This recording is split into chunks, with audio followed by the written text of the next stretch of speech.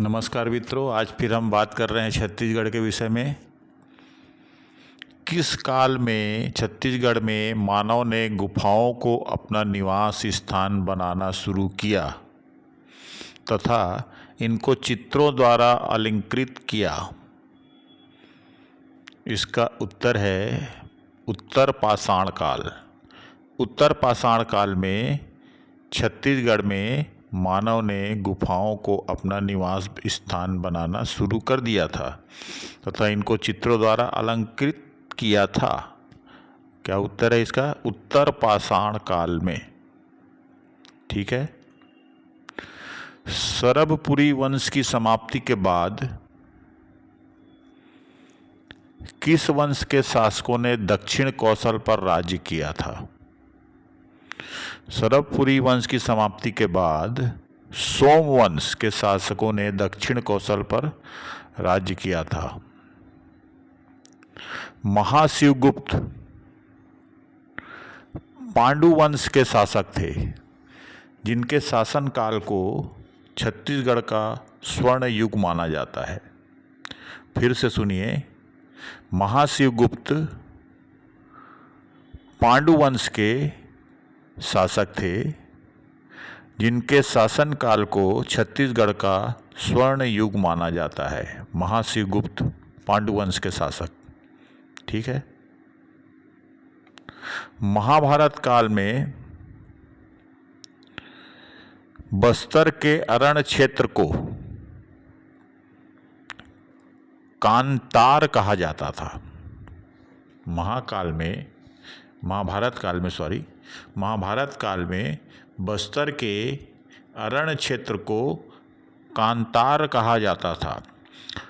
पाली नामक स्थल में गर्भगृह के द्वार में उत्कीर्ण लेख से ज्ञात होता है कि इस मंदिर का निर्माण विक्रमादित्य द्वारा किया गया था। यह पाली स्थल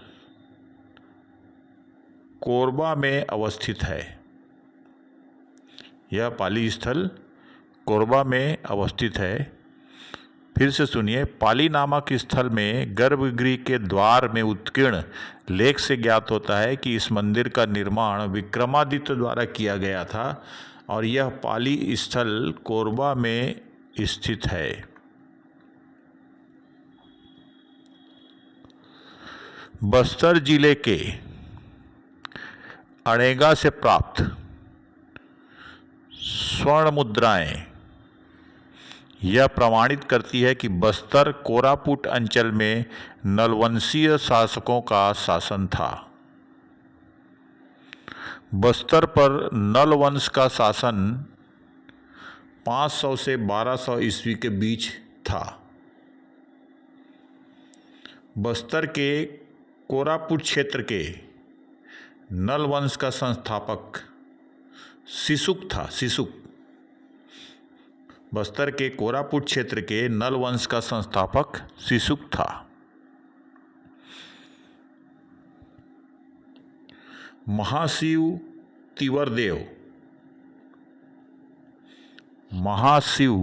तिवरदेव श्रीपुर के पांडुवंशी शासक। इसने सकल कौशलाधिपति की उपाधि धारण की थी। इसने सकल कौशलाधिपति की उपाधि धारण की थी।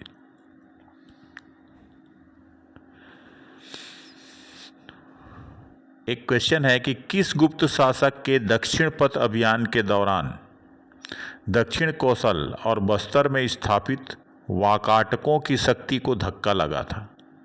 वो शासक कौन था? समुद्रगुप्त।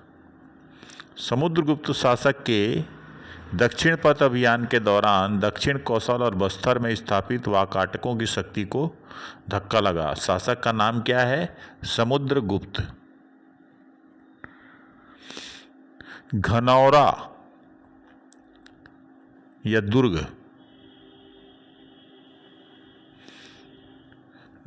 किस स्थान में सर्वाधिक महापाषाण युगीन अवशेष मिले हैं? तो इसका आंसर है घनौरा या दुर्ग।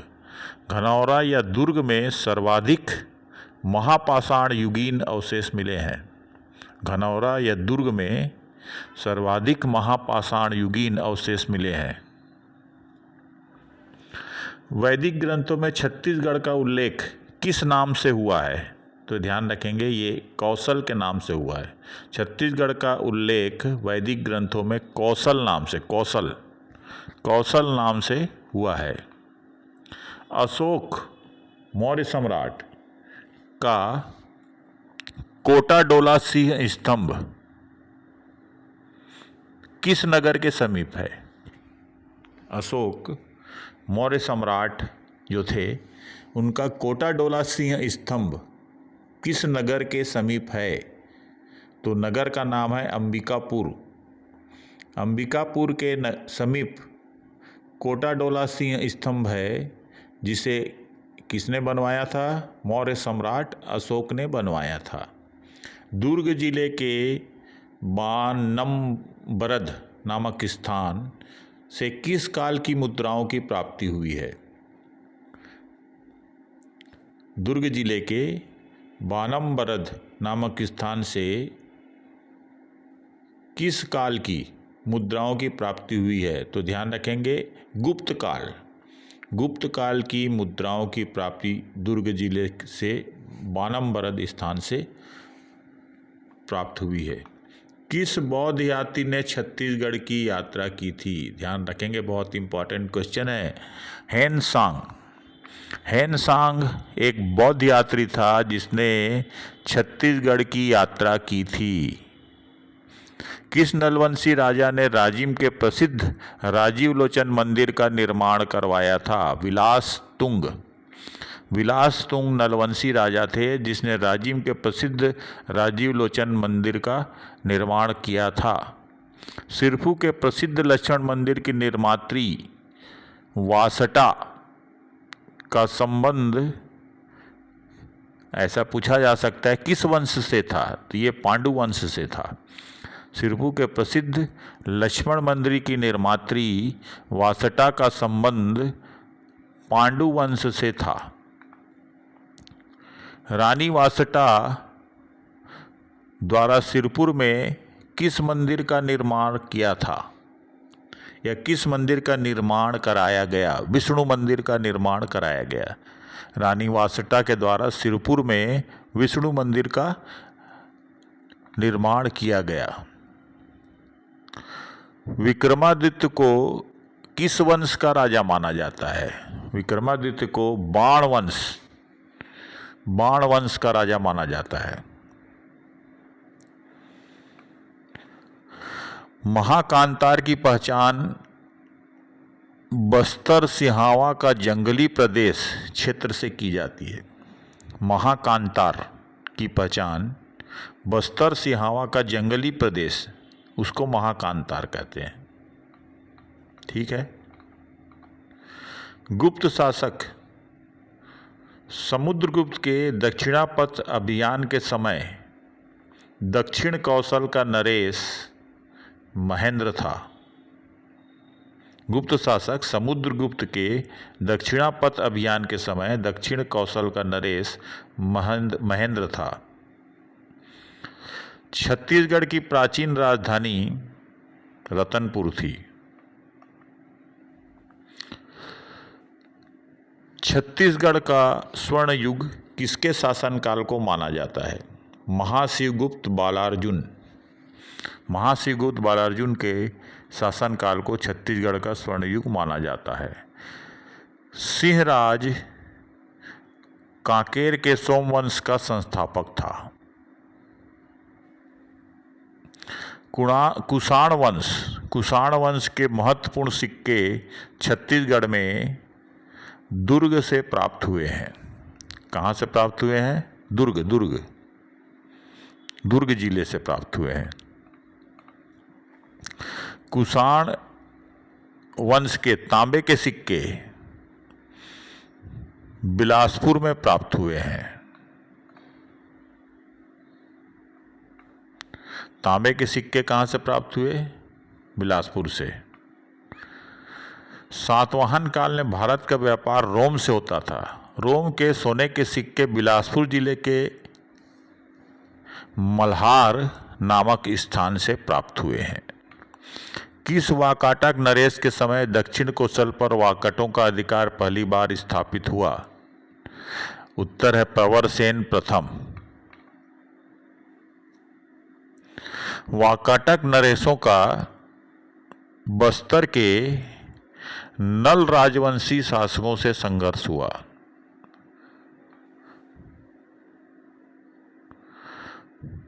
वाकाटक नल संघर्ष की पहल किसने की? नल शासक भवदत्त वर्मन ने की। भारत की सबसे प्राचीन नाट्यशाला पाई गई है सीता बेंगरा गुफा और जोगीमारा गुफा में। दोनों इसका आंसर है, सीता बेंगरा गुफा और जोगीमारा गुफा। भारत की सबसे प्राचीन नाट्यशाला सीता बेंगरा गुफा और जोगीमारा गुफा में पाई गई। रायपुर के किस स्थान से बौद्ध भिक्षुओं का एक विहार मिला है? तो रायपुर के, ध्यान रखेंगे, तुरतुरिया नामक स्थान पर बौद्ध भिक्षुणियों का एक विहार यहाँ मिला है।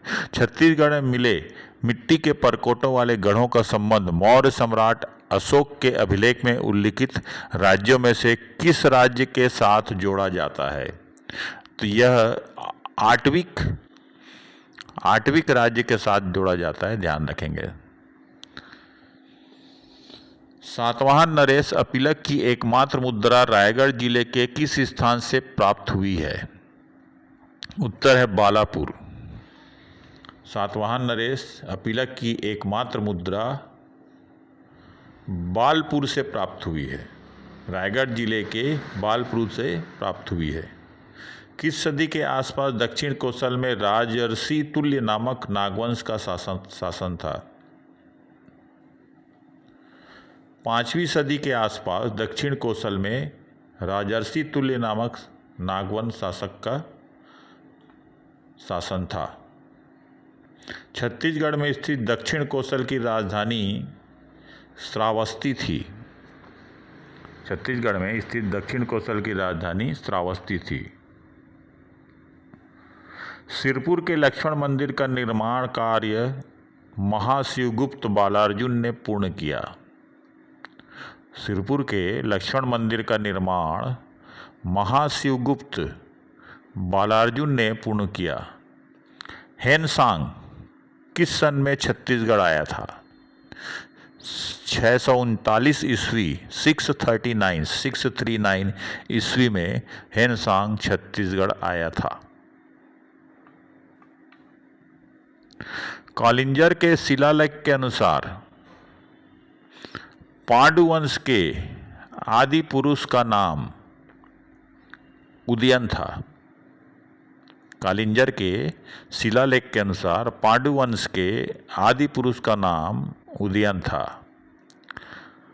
सुरभपुरीय वंश को सत्ताच्युत कर दक्षिण कोसल में पांडु वंश की स्थापना तिवर देव ने की थी। चीनी यात्री हेनसांग के अनुसार किस सम्राट ने दक्षिण कोसल की राजधानी में बौद्ध स्तूप का निर्माण करवाया था? वह शासक कौन थे? तो वह शासक थे अशोक। अशोक ने दक्षिण कोसल की राजधानी में बौद्ध स्तूप का निर्माण सम्राट अशोक ने करवाया था, ऐसा कहना है चीनी यात्री हेनसांग का। छत्तीसगढ़ के किस स्थान से प्राप्त होने वाले सिक्के छत्तीसगढ़ पर गुप्त शासकों के प्रभाव को प्रमाणित करते हैं? आंसर है बानबरद। बानबरद से जो सिक्के प्राप्त हुए हैं वो यह बताते हैं कि यहाँ पर गुप्त शासकों का प्रभाव था। सरभपुरी वंश जिसकी राजधानी सरभपुर थी, उसका संस्थापक राजा सरभ था। तो सरभपुरी नाम से इस राजा सरभ का नाम पड़ा। अमरकंटक के आसपास को क्षेत्र पर या अमरकंटक के आसपास के क्षेत्र पर किस वंश के शासक के राज्य करने के विषय में शरतबल के बहमनी ताम्रपत्र से जानकारी मिलती है? तो ये इसका आंसर है पांडव वंश। पांडव वंश के शासक के राज्य करने के विषय में शरतबल के बहमनी ताम्रपत्र, शरतबल का जो बहमनी ताम्रपत्र है उसमें किसके बारे में लिखा गया है? तो उसमें पांडव वंश के बारे में लिखा गया है, जो कहाँ से प्राप्त हुआ? अमरकंटक के आसपास के क्षेत्र पर मिला हुआ। विक्रमादित्य को किस वंश का राजा माना जाता है? विक्रमादित्य को बाण वंश, CGPSC में पूछा गया, विक्रमादित्य को किस वंश का राजा माना गया है? विक्रमादित्य को बाण वंश का राजा माना जाता है। छत्तीसगढ़ में किस स्थान पर शैल चित्र अधिक मिले हैं? तो छत्तीसगढ़ में रायगढ़ के आसपास शैल चित्र बहुत ज़्यादा मिले हैं। नमस्कार दोस्तों, अगर ये अच्छा लगे तो अपने मित्रों को ज़रूर शेयर करें। धन्यवाद।